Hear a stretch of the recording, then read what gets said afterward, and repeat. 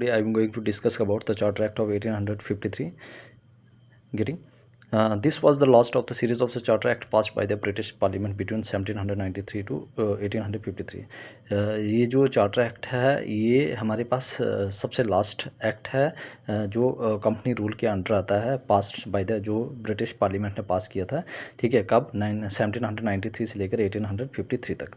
ये सबसे significant constitutional landmark है। और इसकी क्या क्या फीचर्स है? The most important feature of this act are it's created for the first time the legislative and executive function of the governor general council. इस act के दौरान क्या होता है कि पहली बार जो लेजिस्लेटिव और एग्जीक्यूटिव फंक्शन है गवर्नर जनरल काउंसिल का, इसको स्प्लिट कर दिया गया था।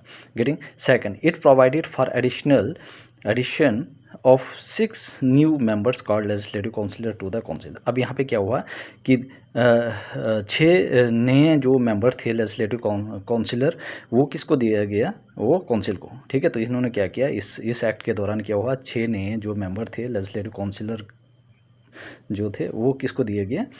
काउंसिल को।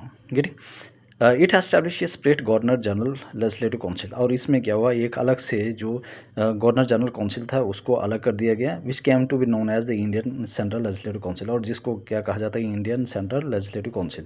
तो इसने क्या किया, एक नया से एक अलग से जो गवर्नर जनरल लेजिस्लेटिव काउंसिल था उसको एस्टैब्लिश किया, जिसको क्या कहा जाता है? इंडियन या central legislative council. Getting, I hope आप लोगों को ये चीज़ें क्लियर होगी। Getting next, this legislative wings of the council function as mini parliament. और जो ये लेजिस्लेटिव जो काउंसिल विंग है ये फंक्शन करता है एज ए मिनी पार्लियामेंट, छोटा सा पार्लियामेंट की तरह ये काम करता है।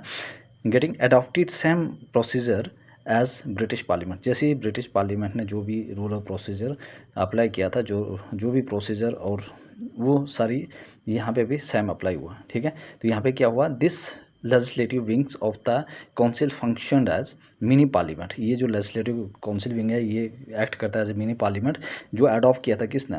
Adopting same procedure as the British parliament. जो भी ब्रिटिश पार्लियामेंट था उन्होंने क्या किया, ये सेम प्रोसीजर को अडॉप्ट किया था। Getting, I hope everybody clears all this important function of the charter act of 1853।